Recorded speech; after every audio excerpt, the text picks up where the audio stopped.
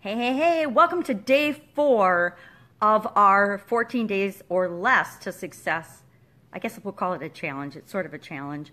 Today's step is all about knowledge. It's actually called Specialized Knowledge by Napoleon Hill and Personal Experiences or Observations. And I actually really love this chapter because this has probably been one of the biggest growth areas for me personally over my life and career of anything else that's impacted me personally, and that I actually now have very strong opinions about, which I didn't, and my opinions and my beliefs have changed so dramatically in this area of my life. It's really kind of astonishing.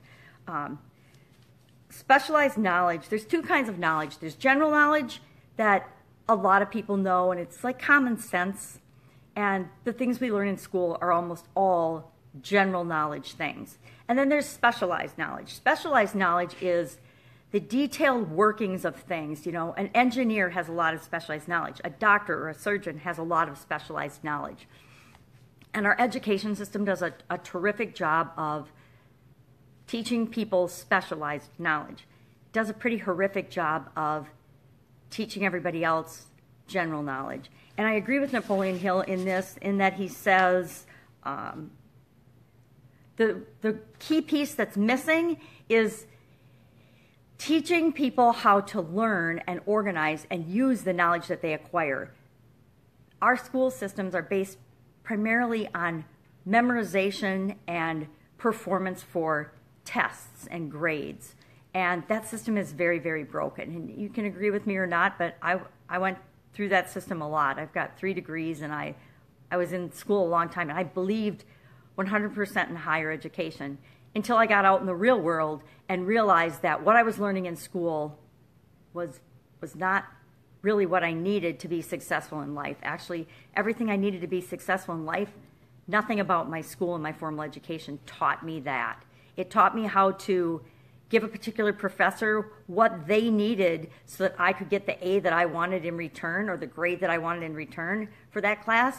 But it didn't teach me how to retain that knowledge or how to organize in my own mind and in my own brain that knowledge and that information into a way that would move my life forward in the direction I wanted it to move to be successful. So in that, I do agree with Napoleon Hill. Yep, formal education is definitely got shortcomings, especially here in America. Sorry if that hurts anybody's feelings. Actually, I found this fascinating. The word education or educate is derived from the Latin educo, which means educe, to draw out or to develop from within. That's really fascinating. That tells me that education is really us drawing out what's already in us and organizing and using it in a way to move us toward what we want. An educated person is not necessarily one who has an abundance of general or specialized knowledge. Educated people have developed the faculties of their mind so that they may acquire anything they want or its equivalent without violating the rights of others. I love this. We can have anything we want as long as it doesn't hurt or harm anyone else or violate their rights to have what they want. Now, that doesn't mean that everybody gets the same thing or the same amount. It's not about equal for everybody. It's about what I choose to go out and earn or create in my life. I'm entitled to do whatever that is as long as it doesn't harm anyone else. So what do you think about that? Do you think that that's true or not? Do you think that you have to have a certain degree or a certain amount of education or courses or certifications to make you be successful in whatever it is that you want? I used to think that. I used to believe that. I used to always think I had to go back to school and get my PhD. I got 3 degrees, so why do I need a PhD? And actually, for what I want to achieve in my life and how I define success, I do not need any more formal education. I haven't needed any more formal education probably since my first degree. And he tells us that in specialized knowledge, and this is really, really true, is that anything you want to achieve, you can achieve by creating a mastermind group, by bringing together people with the specialized knowledge that you need, or the general knowledge in different areas that you need to achieve whatever you want. Henry Ford, for example, was not an educated man. He did not have the specialized knowledge to create, one of the the biggest and best auto manufacturers in the world, but he did have the ability to bring specialized knowledge and experts in all areas that were required together and put them in the direction of his mission, his vision, and with everyone working together to achieve that goal, it was definitely achieved and then some. Mastermind groups. The accumulation of great fortunes calls for power, and power is acquired through highly organized and intelligently directed specialized knowledge. But that knowledge does not necessarily have to be in the possession of the person who accumulates the fortune. Henry Ford, Thomas Edison had 3 months of schooling. Andrew Carnegie admits that he knew nothing about the details of steel and steel manufacturing, yet he amassed a great fortune in the steel manufacturing industry. It pays to know how to purchase knowledge, and one of the things I found fascinating about this, even back in Napoleon Hill's time, he knew that specialized knowledge is cheaper to buy or acquire or hire than it is to actually spend your own time and energy acquiring it for yourself. And you don't need to have the specialized knowledge. You just need to hire the right people who have the expertise that you need to get what you need to get done. For example, I am working with a team right now, a mastermind team, that is creating a mobile app. And with that app, no one on our team has any knowledge of computer programming or how to program an app. So we have hired people outside the country who have that specialized knowledge that are actually doing the physical programming for us. Now, how long would it have taken anyone on our team to learn how to program this application? Probably years. Well, we don't have years. We want to get it out now. So we went out and we hired pretty inexpensively the work to be done in the specialized area so that we can achieve our goal of producing and launching this mobile app.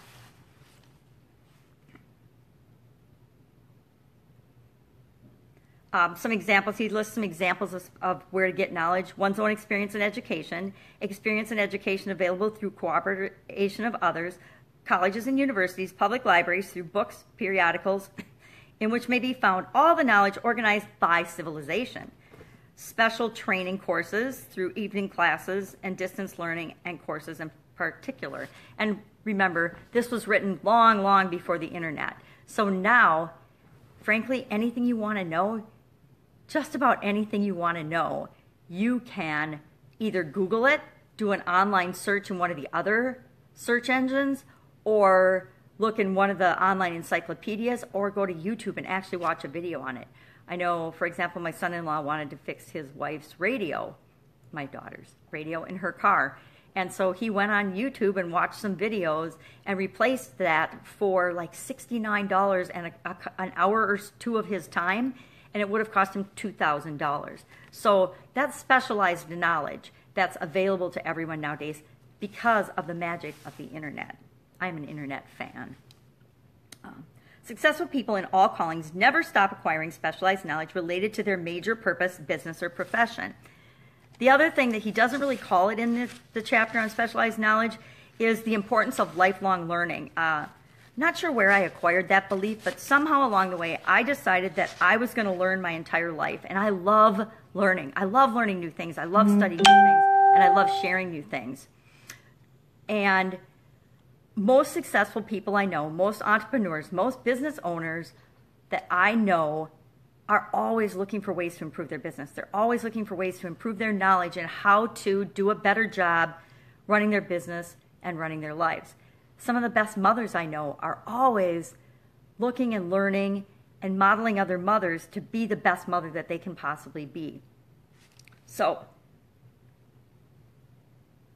I guess he does say, the way of success is the way of continuous pursuit of knowledge. To me, that's lifelong learning, continuous pursuit of knowledge. So I guess he did say that.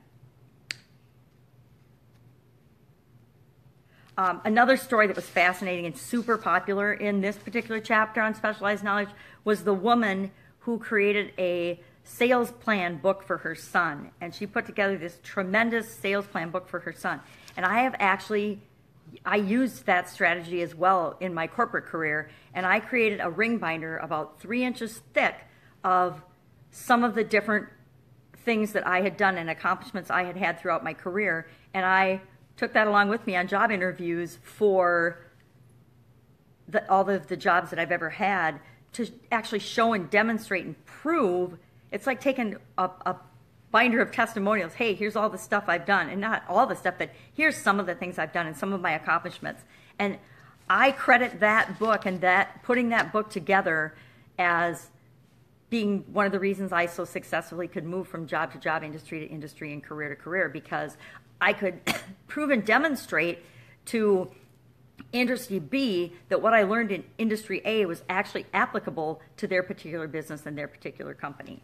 That's a huge strategy. If you are looking for a job, I highly recommend that you pick up this book, if only to read this story on specialized knowledge and how this woman helped her son, because she went on from that to create a company where she did that for other people as well, and they were also very, very successful.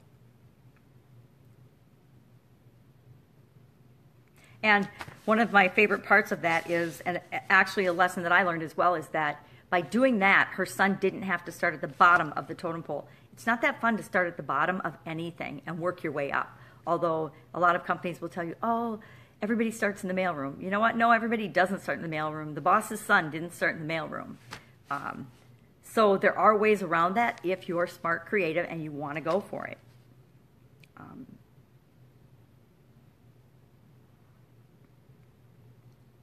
And he goes on to say, I'm trying to emphasize an entire philosophy that we rise to high positions or remain at the bottom because of conditions we can control if we desire to control them. Success and failure are largely the result of habit. Ouch. So, if you're not where you want to be right now, if you're not working toward your 14-day goal right now, why not? Because everything to achieve what you want to achieve is within your control. He says, the bottom is a monotonous, dreary, unprofitable place for any person. That is why I've taken the time to describe how proper planning may circumvent lowly beginnings. Also, that is why so much space has been devoted to a description of this new profession created by a woman who was inspired to do a fine job of planning because she wanted her son to have a favorable break. Very cool strategy. And he actually spends pages and pages describing that strategy. And this chapter also conveys the idea that an idea, there's no fixed price for an idea. Ideas are worth nowadays billions or trillions of dollars. One idea can be worth billions or trillions of dollars. How many billions of dollars has the idea of Facebook been worth to Mark Zuckerberg? How many billions of dollars has Microsoft, the idea of a user-friendly interface to talk to computers, how many billions of dollars has that created for Bill Gates? The examples of this are endless. And so my biggest takeaway from this chapter is, hey, be a lifelong learner, continuously improve and learn about the area that you want to be your business or your area of emphasis, and succeed in that, and that will guarantee your success in that. The more you know and the better you are at your desire, the more successful you'll be. And the other thing is, specialized knowledge can be acquired, and anything you want to achieve can be acquired by purchasing it, by having employees, or through the use of masterminds. That's it. Have an awesome day. I am thinking about how specialized knowledge now applies to my lose 7 pounds by January 7th goal.